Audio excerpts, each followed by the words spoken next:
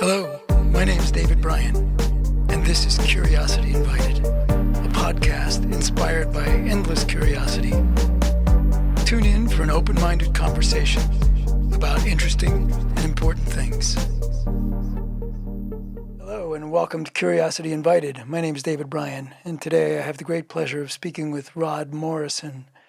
Rod Morrison is a local Wyoming farmer. He's been a farmer, fourth generation farmer, and he has thought, as many farmers do, but thought in interesting ways about our food, how we grow it, how it can become sustainable, and how, in all sorts of ways, what we are currently doing is taking us in the wrong direction. But he has an idea for how to go in the right direction. And a very interesting conversation. I suspect part one of a multiple part conversation. I hope you enjoy it. Rod Morrison, hello. Hey, how are you? Hello, I'm good. Welcome to Curiosity Invited. Appreciate you giving up some time to have this conversation. And I already told people that you are a fourth generation farmer. So that means Yes, dad, grandfather, great grandfather. And so that means you grew up on a farm and you grew I up grew up farming. in a small agricultural community, but was surrounded by farms, which my grandfather and his brothers were all farmers.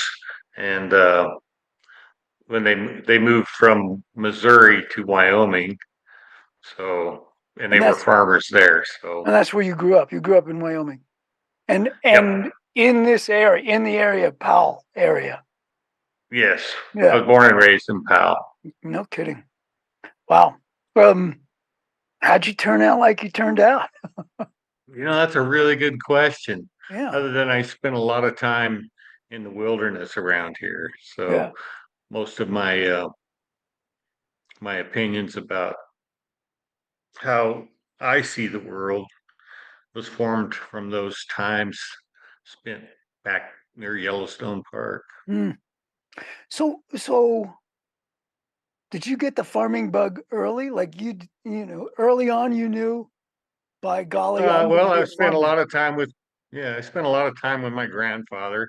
He was a farmer about 3 miles out of town, and I spent a lot of time with him and his friends, and sitting on his tractor, riding up and down the field, and just being a big part of everything that happened on the farm. And then whenever we got together as a family with the great uncles and great aunts, and it was always done on the farm. So we uh, we had chores to do before we had a celebration. So it Yeah, was always a big part of my life. yeah.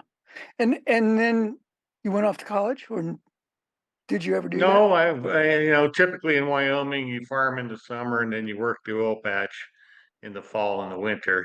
And so that's kind of the, the economic game here in Wyoming. You farm and then when it gets cold, you jump on a drilling rig.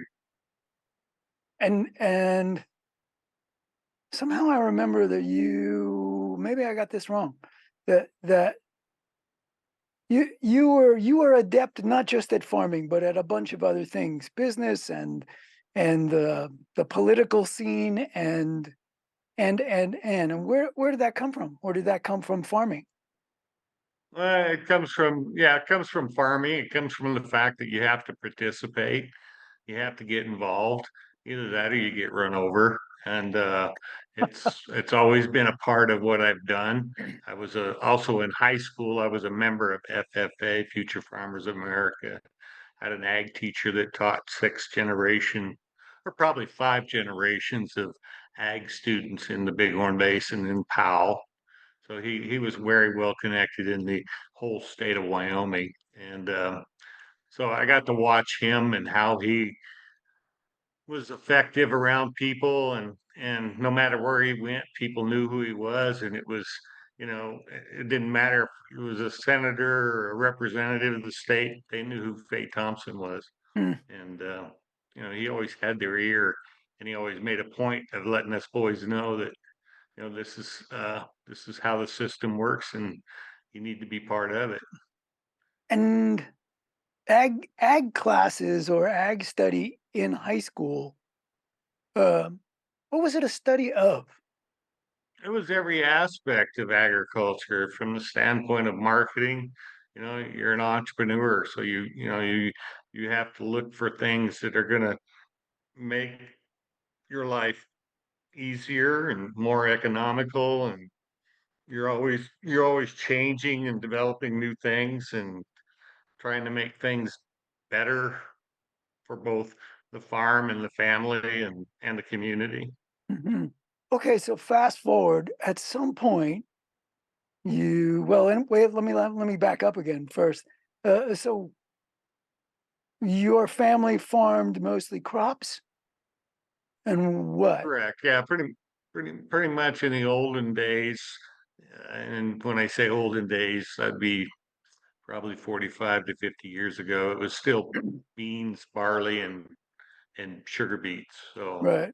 and all my all my uncles and my grandfather raised those crops. And so did you? Look, when you started Uh, farming, when you no, were I didn't. Yeah, I turned my farm certified organic. right, but how and why? Like, here you are, you're in the farm world, you're surrounded by traditional Wyoming farmers. They do it their way, and then it's your turn, and you decide early on, I want to go organic. Yeah, there's some holes in the back of that story that probably need a little filled in. I went back to college at age 30, got my degree in business, and took that all over the world, mostly in construction. But I got to experience 8 years of working with DOE, Department of Energy, and then I spent 2.5 years overseas working on a geothermal power project, and through all those changes and places that I experienced, life became very apparent to me that we needed to slow down Hmm. and maybe hold the clock or turn the clock backwards, so to speak, from the standpoint of how we live our lives and certainly how we grow food. Uh, and that's the reason when I came back to Wyoming, uh, I wanted to get involved in agriculture.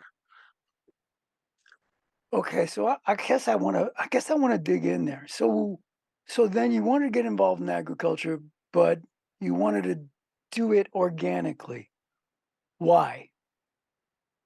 I spent What was some. the was it market? Was it entrepreneur? Like, ooh, there's a niche here that's not been filled, or what was it? It was all those things you said. From a business perspective, the idea of being able to step into the market of food, gives you a huge opportunity because we all eat. And so, Do indeed. so market size was not an issue. It's a fairly large segment of the human population that eats. But the thing that really got me interested in it was being able. I was part of the Wyoming Business Council when I came back to Wyoming, and the governor at the time wanted to do something for farmers in Wyoming. So that was kind of my edict, was to see what might be out there that Wyoming could participate in. And this idea of organics was just getting a lot of traffic and traction through Congress. And I got to meet the people that spent almost 26 years developing the standard and getting it through Congress. Uh, and And in that process of learning about organics, it became very apparent to me from the business standpoint that this was a huge opportunity for farmers to connect their farm to the consumer directly. What do you mean by that? What does Uh, that mean? Well, well, basically, that's what we were doing back when my grandfather was farming. He was selling most of his production to companies that were selling it to another company who was selling it to another company. That's the industrial agricultural part of yeah. food production. Organics lends itself more to a local production, but at the same time, it's trying to fit the mold of today's sophisticated distribution systems. But the beauty of the organic standard is the farmer owns the seal. The certified organic seal goes down to the land, so it starts there. So it gives the farmer a real advantage in the marketplace because he can basically set his price again. He's not a price taker, he's a price maker. So you said it took 26 years roughly for that designation to be a legally recognized designation. Yeah, That's in fact, it's the only food label that has legal standing. All other food labels are just marketing. Organics has a standard, has a, an inspection that has to be done. You have a certifier, and they make sure that you're in line with what the organic standard is all about. And you do that once a year to obtain the seal that you can then put on the product that you're going to take to the marketplace. My farm can be tested at any time. My certifier can come in, or whoever, and inspectors can pull samples and check everything. And yeah, every year I'm inspected. Every year I recertify. So it's a process that works. It's all private. The government has nothing to do with it. The uh, the government wrote the standard, wrote the rules, and passed the law and made it part of the Federal Register, which means it's a statute. You can go to prison for using the word organic when you're not. So it has a lot of pull, a lot of power in the marketplace, but the and it certification is tested by sort of managed by a private organization that the government has, blessed to be the watchdog. Correct, correct. And there's several of these private agencies, certifiers out there. So Yeah. from a standpoint of a marketer or packager, processor, farmer, there's quite a selection of certifiers. And apologize for asking questions that may be really basic, No, but no, but no. but so okay, so what what sorts of things do they test for? Right? I mean, is it chemicals in the soil? Is it water? I mean, what is it? How does one what are the hoops?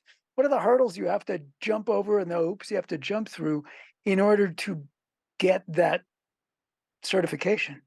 And I don't mean you have to give me all of them, but No, no, it's not. It's fairly simple, really. If your farm is being farmed conventionally, by that I mean you were using herbicides, pesticides, and petroleum-based fertilizers, then you have to be able to farm the property for 3 years organically. So basically, you pull it out of the industrial ag form of production and move it into an organic production plan. And then after 3 years, you become certified organic. assuming you've whatever, assuming Yeah, those it's one of the petroleum really products don't show up and it, one of the things that I discussed with the people that wrote the standard. I really said, man, that is a huge barrier of entry for some conventional farmer to shut down his production and farm organically for 3 years, I mean, you're just not going to be able to walk in the bank and explain to your banker that you need, more time to Why you get this can't make your thing turned payments for around. 3 years? Yeah. So it, at the same time, it was a huge negative. It was a huge positive for me because I was like, whoa, okay, I think I can swing this, Uh-huh. from my standpoint. Yeah. Yeah. And okay, so it gives it a marketing advantage, but it's hard to it's it's it's the opposite of prison, right? Like, prison's easy to get in, hard to get out. Exactly. Yeah. Yeah. Once you get in it, you do not want to make a mistake and get kicked out of it. It's Yeah. really a commitment that you make, and once you're in it, and once you learn how to, well, that's the thing. I spent a lot of time trying to think about what it was I could do in my farm here in Wyoming, and it out of all those questions and working it in my mind, I came up with livestock meats Livestock. was a So was a organic huge meats, opportunity. which is Yeah. where you start, which is it where you started farming? Well, or is that ranching? I don't know what it is, but Yeah, it's raising meat, branching. I uh, call it franching. ranching, yeah. But And okay, so you started meat and tell us that yeah, we story. uh well, I actually put together we a small group of us put together a USDA grant to to look at the opportunity. And because I was on the business council, because I had the inside the state, it became very easy to get the grant. I mean, we wrote the grant, got awarded the grant, and then took off with it with what was granted was a business plan. We built a business plan, and we had a real plan to put a USDA processing plant near Powell. All the stars were lining up, so it looked like a really good play. And And why was then we that? got politics. Yeah, but why was, we'll get there, but why was that, why was that uh why was that a significant piece to the how to be a successful organic meat producer? Like, why did you need this plant there? You could still raise organic beef and sell it somewhere, yeah? Or No, no, that's the problem. I mean, if you dive into food, you will understand that food is the most political, uh, well regulated, uh, huge barriers of entry, and you just can't. You would think, wow, I could grow a carrot and take it to town and sell it. No, that's not the way it goes. And it's the same thing with a beef cow. You raise a beef cow, and if you don't have USDA processing, meaning it's inspected by USDA, you can't sell it across state lines. you can't sell it. So Hmm. in Wyoming, who produces about 1.5 million head of cattle a year, uh, and these are mostly calves. Uh, the producers had no opportunity to go to the marketplace because of the structure of which the meat system is built. So where is the nearest processing plant? Well, Meat I was processing. able to locate one in Columbus, Montana, which is like, about 160 miles Wow. northeast or northwest of here. And does this processing plant, in order for you to be able to say, I'm selling certified organic meat, does the processing plant have to be in some way certified organic? Like, Oh yeah, no, they had to be certified organic. In fact, when I met with them, they weren't really tickled about the idea, and I said, well, to get you going, I'll pay for the certification. So I paid for their certification, and we started processing livestock off my farm. wow, that's Yeah, wild. and we sold it all on the internet. You so you sold it directly, right? I mean, from the Dude, processing plant, it was you. You still own the meat afterwards. They processed it. that's right. You We still own the we were meat. vertically integrated. We owned it, womb to tomb, pasture to plate, farm to fork. So and it was a very effective uh, money making operation. There you are selling this stuff on the internet. And so why are you not still selling this stuff on the internet? Well, because we couldn't get the numbers to the point that we needed them. We couldn't get producers on board to the idea. We couldn't shift the paradigm on the production side. We You, had there were a few local cow calf producers that went, that yeah, went organic. I'm more, yeah, I'm organic. That's exactly what I didn't know I could do this, Yeah, here's a good certifier we work with. Get on the phone, give them a call, get yourself certified, which they did, and we bought their calves mainly because they were a cow calf operator, meaning they already had the numbers on their farms that they needed to Yeah. make it work.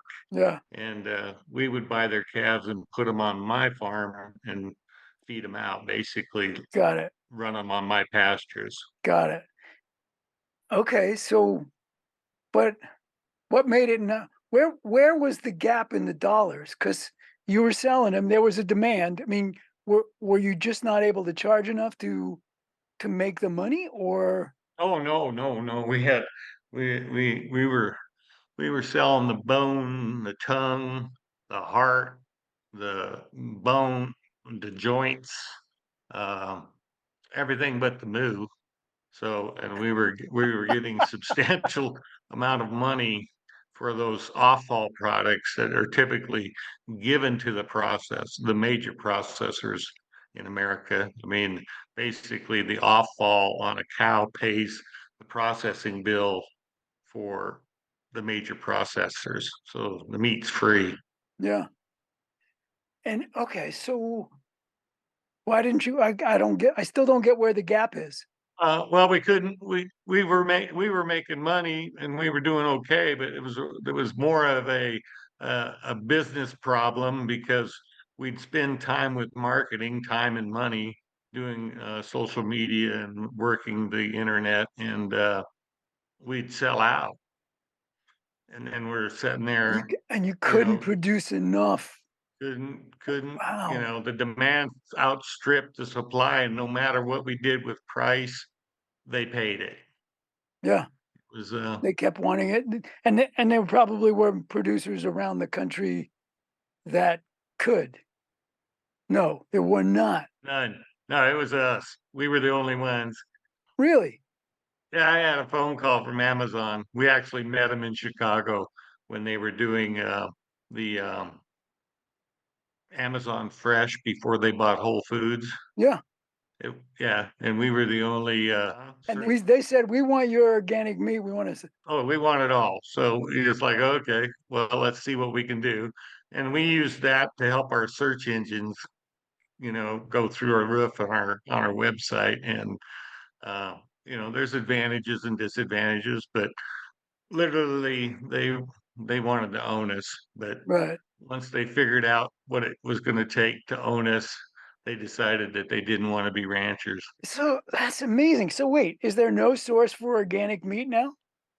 If somebody wants organic meat, I what do think they you'd do? really play. There's some.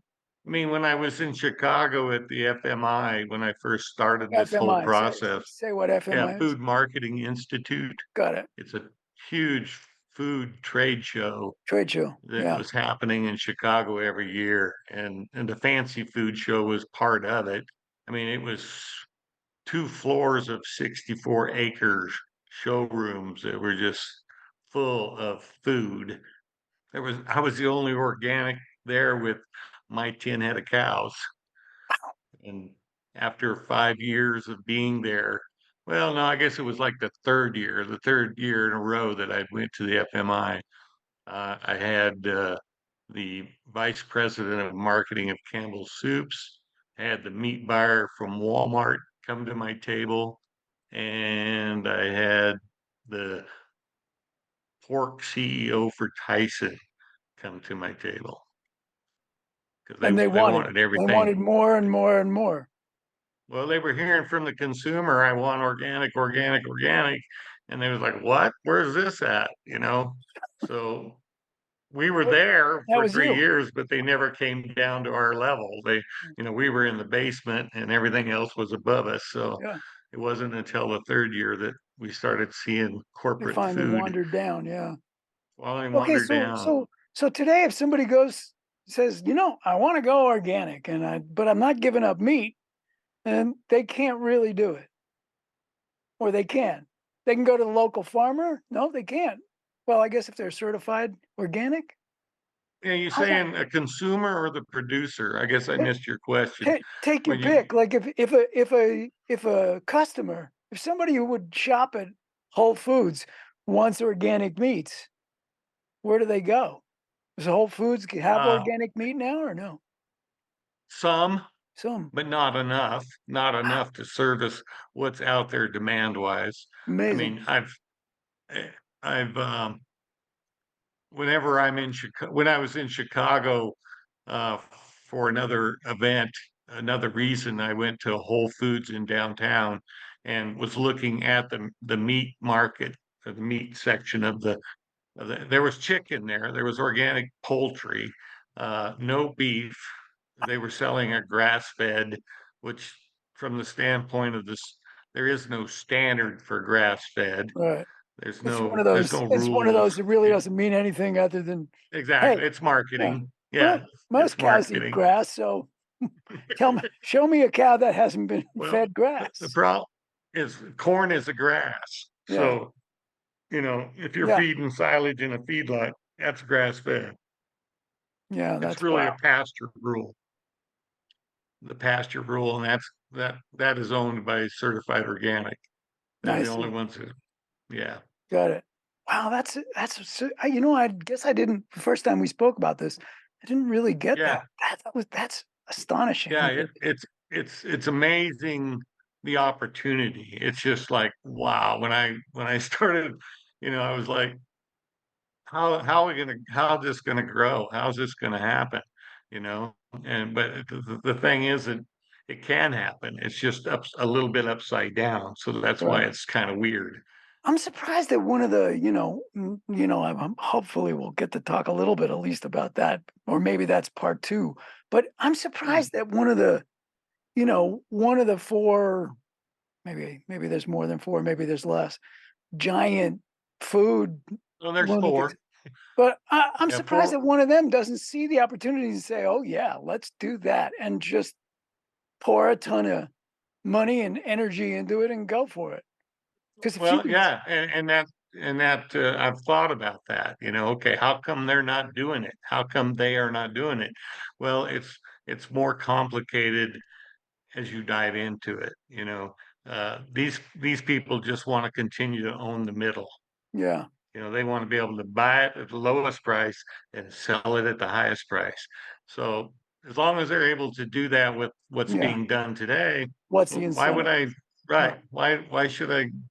It's working for me.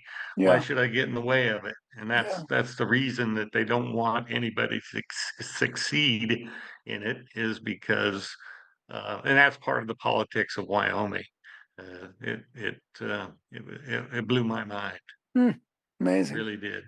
But Yeah. I know, so I know that you moved. You haven't forsaken the organic quest, but you've moved away from meat and toward that thing that I can see in the picture behind you, right?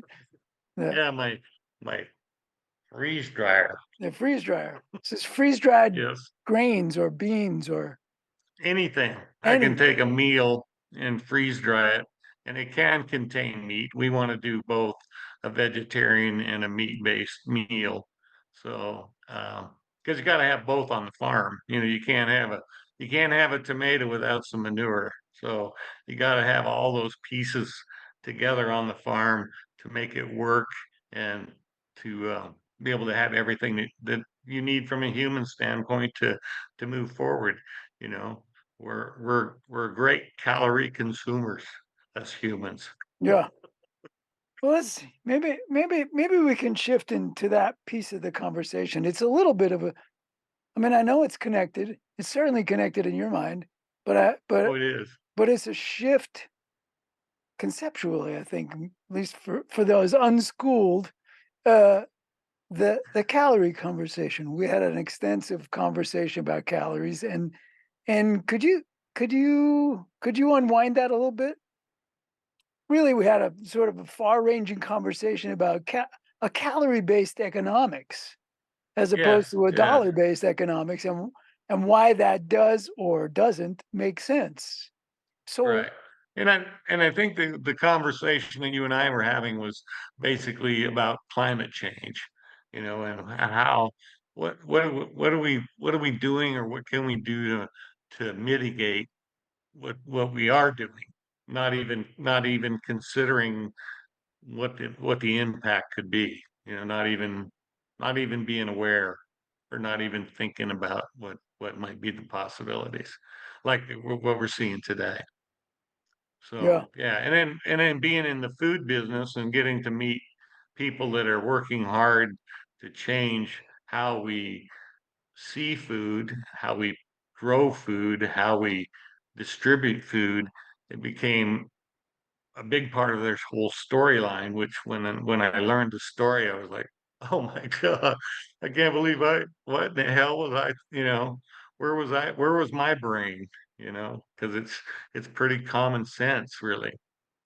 what, And so talk about the, that. Give us some of that well, common it sense. just starts with the sun. That's all we have. That's all the energy we get every day is what comes from the sun in the 12 hours that it's shining on this planet of Earth that we all live on. So, it all just starts with that. That's everything that we have. And that's what grew the carbon. That's what created the carbon that we have now in the earth in the form of coal, oil, and natural gas. And that was all, you can just simply think about it as being stored sunshine.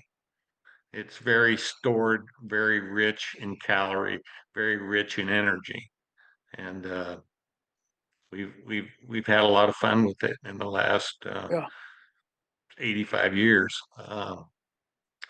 And when you start to look at those numbers of calories that are involved in the production of food, the distribution of food, the marketing of food, uh, the storage of food, the freezers, the heaters, the all the energy that it takes to put it in a bag and or a box and move it send it down the off road. someplace. Yeah, Yeah, yeah.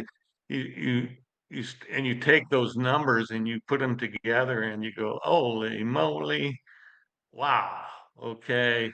And how many calories am I getting in that box once I get it? They don't equate at all. It's probably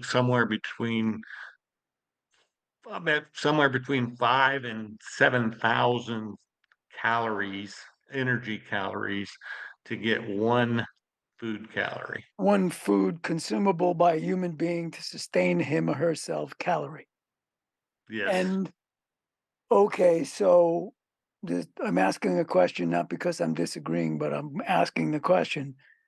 So, but I can't eat any of those 7,000 calories. So, why is that a fair comparison? How do I That's a, think that's about a that? great that's a great question. You're right. You're not really eating those things, but all those things are required to get it to your mouth.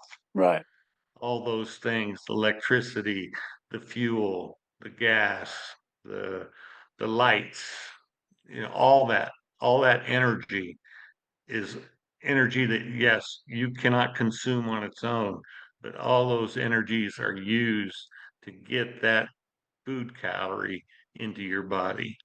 And in fact, if you just, it's very simple. If you just every time you went to the store yourself as a human, calculate the energy that opened the door when you walked into the air conditioned building and went into that freezer case and grabbed a couple of TV dinners, and then, you just start thinking about the amount of energy that went into all that alone, and you'll see that you're already 20 to 1 Hmm. just in your own individual ability to go gather food. You're expending probably somewhere between 20 and 200 calories per food calorie just to perform that activity. And though, okay, so what's the problem with that? So what? Well, all those calories are limited. Right. They're a limited resource. They're not something that just comes. Sure, when the sun comes up, we get energy. We can certainly put up solar panels and change some of those things that to bring those numbers in line. But you still can't. When you start using carbon fuels, that's when the exponential comes in, and it just becomes out of whack. And, And petroleum-based products, they're a very resource sensitive, demand sensitive product. And as we're seeing right now with inflation, I mean, inflation's totally driven by energy prices. There's no other reason for it. so if that's how I get my food now, if I want to do something about that, what does the world look like after Rod Morrison has magically changed the world and turned it into a saner world? Well, what does that process look like now? I mean, what does I that think we're process look looking at like later? But I'd rather just start with my backyard, but I tend to agree with you. It's the bigger picture, you know.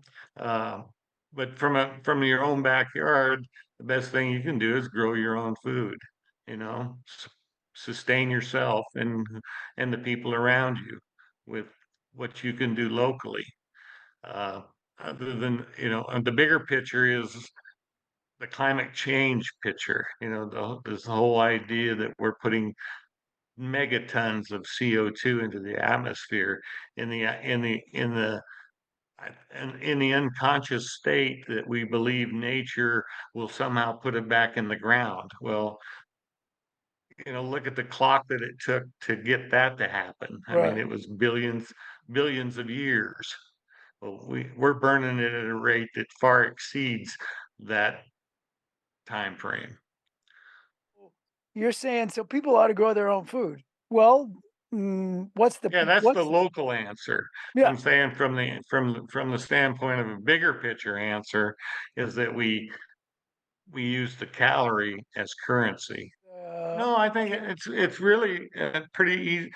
There, from a food standpoint, it works pretty well because we would price the calorie like 1 penny. Our currency, we'd say 1 penny buys one food calorie. So for $20, you can buy 2,000 calories, which supports most people In a in day. life Yeah. in a day. Right, right. So $20 buys you a day's worth of food. But the other part of that is if you price the calorie, meaning that everything that we've every energy that we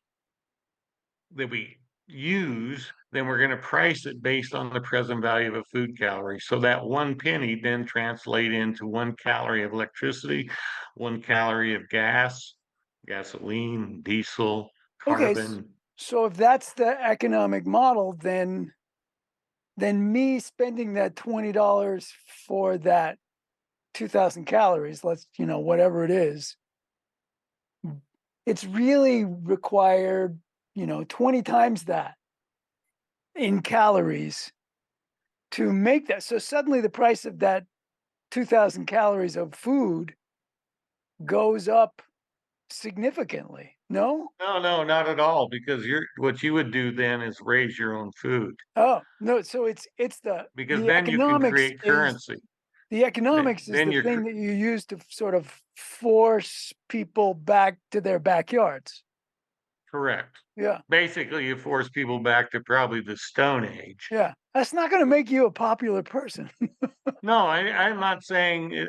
I don't think anything that's going to solve this problem is going to make anybody popular. Yeah, That's part of the problem. right. Because if you're trying to be popular and you're trying to do something that is as radical as where we've been with energy, I mean, my God, it just blows my mind how much we go through.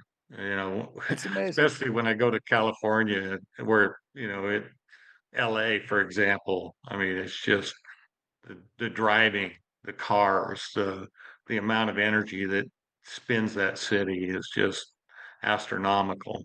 And those are all calories that we sat down and went, wait a minute, we really ought to save that 320,000 calorie or no 32,000 calories per gallon of fuel for creating food than rather than driving up and down with the 105 or the 405, you know. Uh, foods, Food's a you're little more right in what you important. Yeah, say. It's all part of it. Everything we eat is carbon. It's right. carbon based. It's carbon driven. So yes, all that stuff is priced in, but we're not priced in to the point where we can shift how we see our existence, you know, and prioritize what is important and what isn't.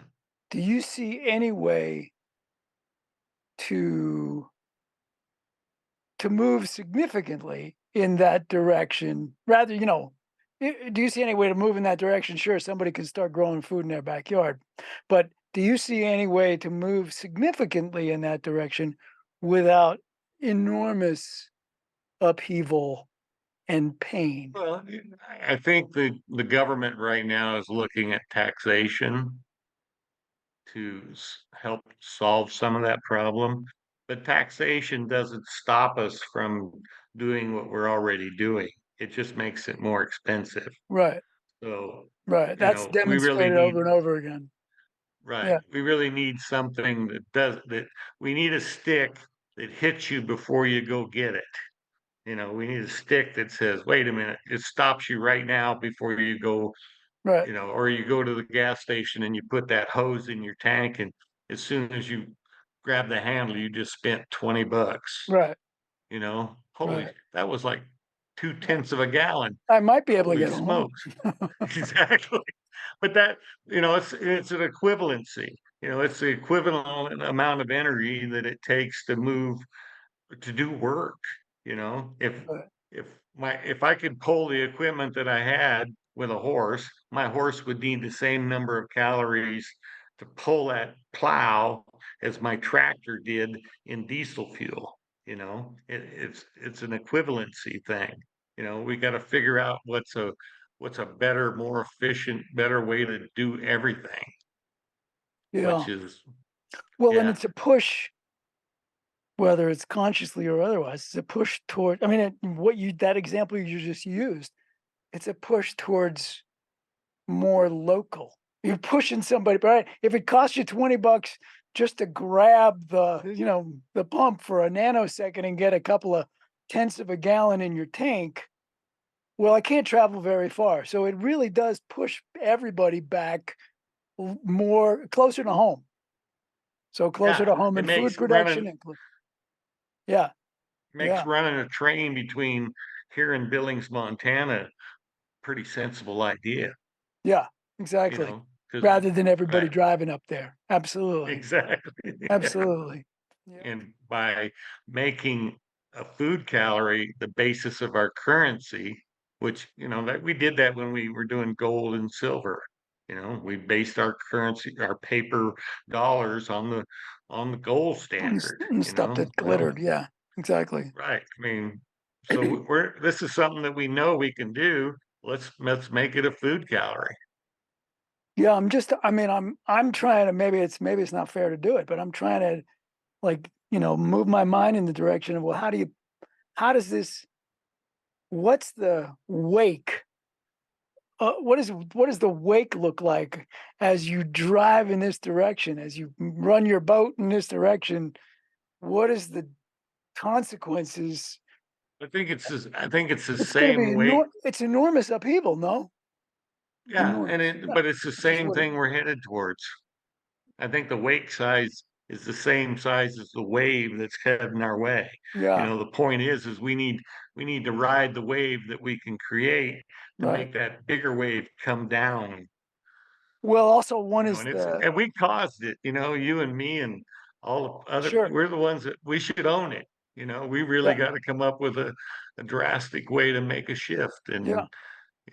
Well, and and one I mean, one of the things, maybe I'm wrong about this, but one of the things, so we're heading in that we are full steam ahead, heading in that direction. And that direction, we know it's about, whether it's the speed that changes, but the heading in that direction is destruction. Heading in the other direction with perhaps just as big a wake, just as big a wave, is in the direction of sustainability. And that's right. different. That's a different result. Right. So, And that's yeah. what this would do. This would create that wave of sustainability because everything you did in your life, you would be going, wait a minute, what? Oh, there's a better way of doing this than I'm thinking, or that Hmm. it's just a total shift of your mind and your life and how you see you moving through it. Hmm. It would be catastrophic, but It would be catastrophic and lead to a good thing. Yeah. As opposed to exactly. catastrophic and leave. Well, we know where that leads, right? The end. Yeah. Yeah. Yeah, we do. Yes, Yeah. right. So, you know, what price are we willing to pay? That's really what we have to ask ourselves.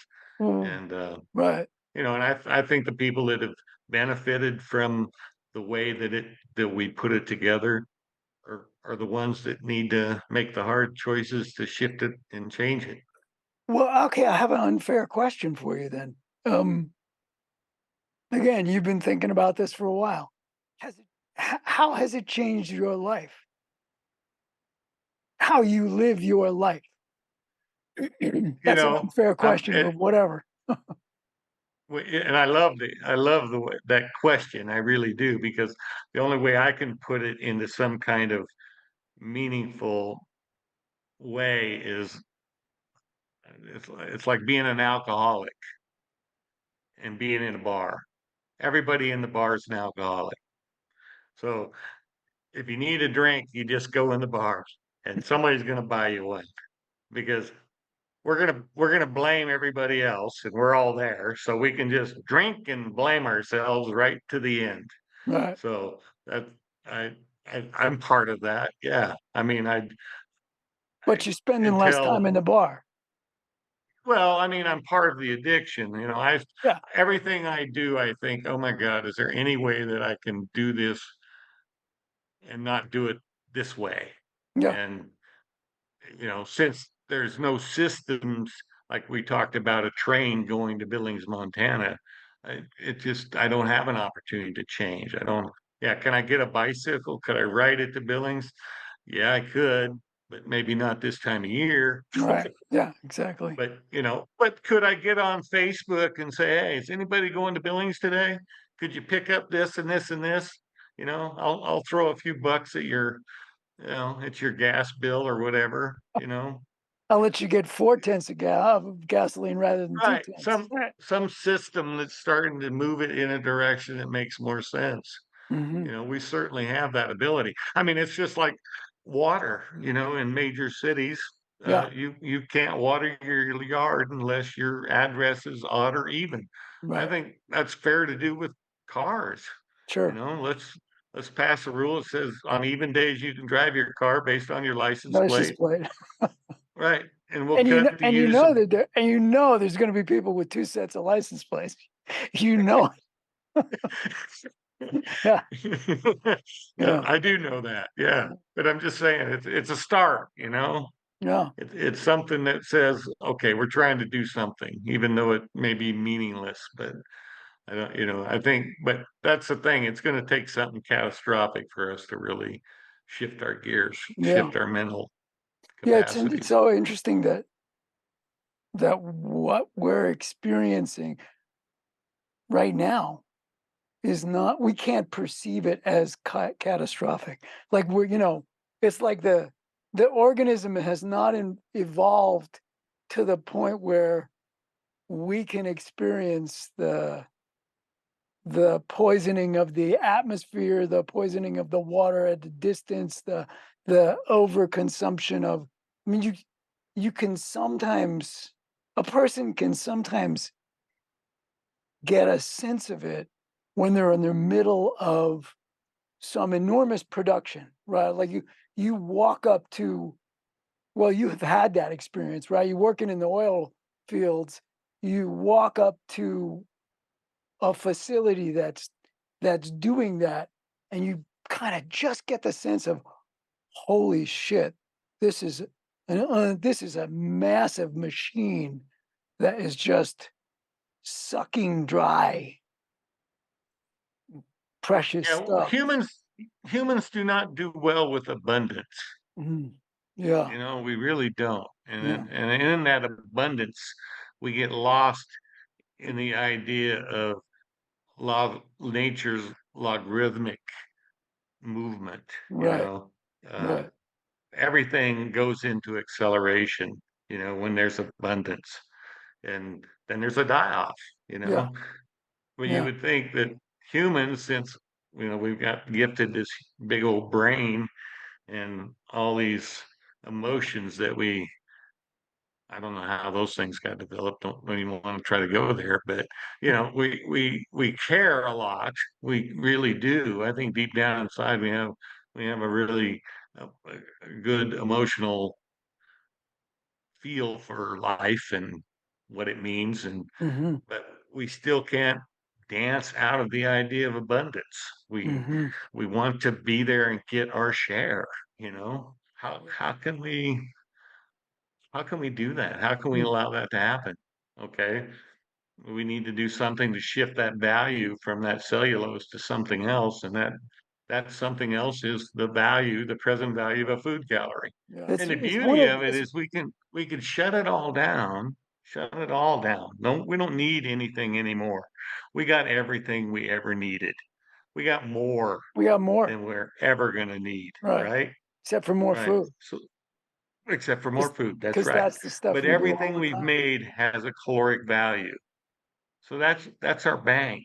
You Yeah, can take the things that you bought and owned and trade them for food because we're going to make that that caloric value of that product, everything it took to make it, all the calories to mine the materials, harvest the materials, market the materials, and build it and make it and ship it to you. That's all built into that thing that you own.